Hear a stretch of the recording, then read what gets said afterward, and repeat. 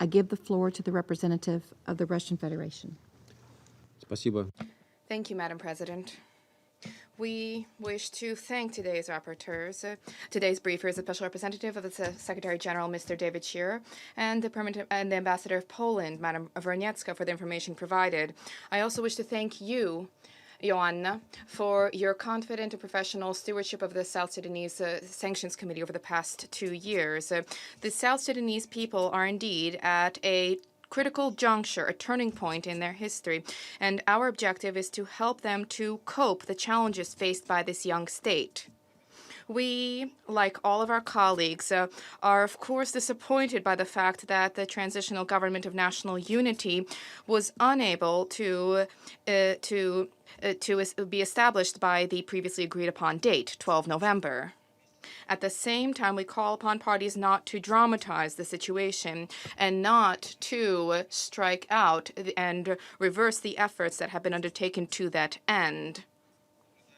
We have observed a certain progress in implementation of the revitalized peace agreement. It is important that the parties are demonstrating a willingness to engage in dialogue, to settle disputes by seeking compromise solutions.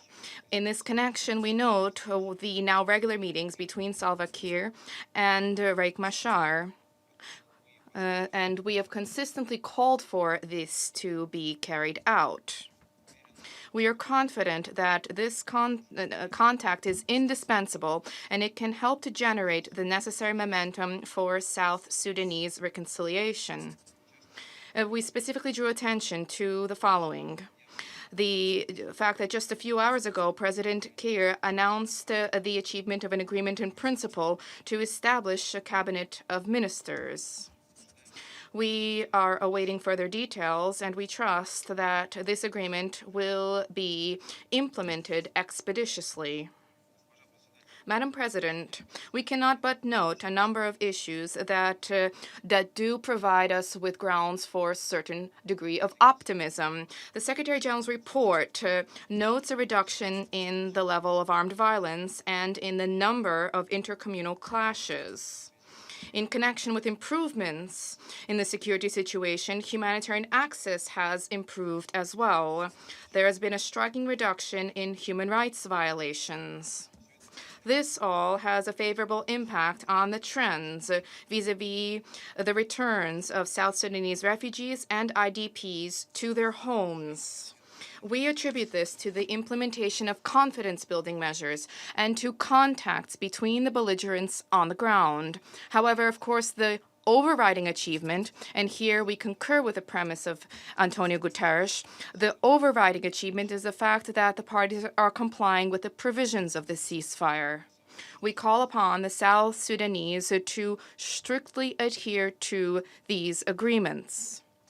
We understand that the decision to extend the pre-transitional period is necessary and hardly reflects the aspirations of the South Sudanese and the neighbors of the Republic. We have taken note of the position of IGAD, which welcomed this measure.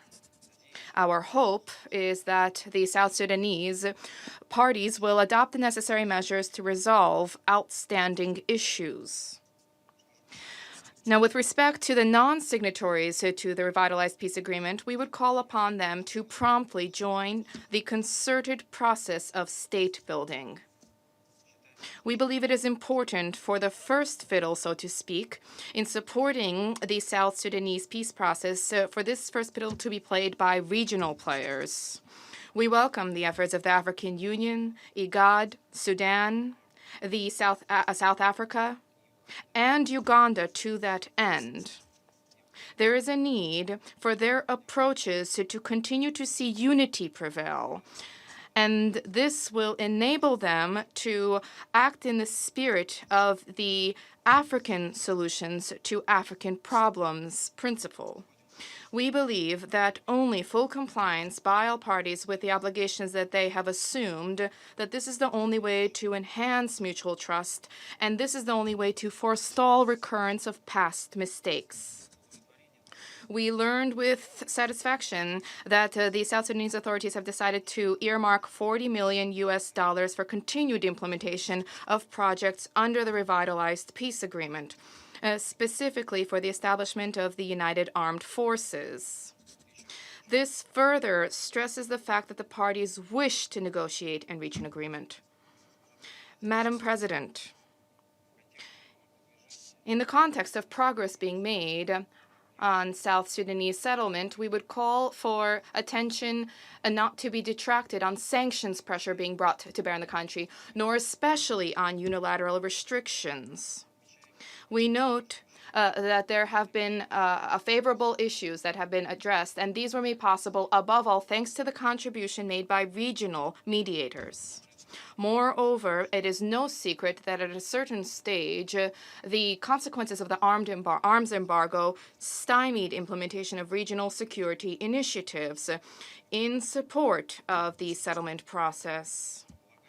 We believe that after the South Sudanese manage to reach agreement on the whole gamut of issues, there will be a need to review the sanctions regime with the aim of tailoring it to reflect realities on the ground. Thank you for your attention.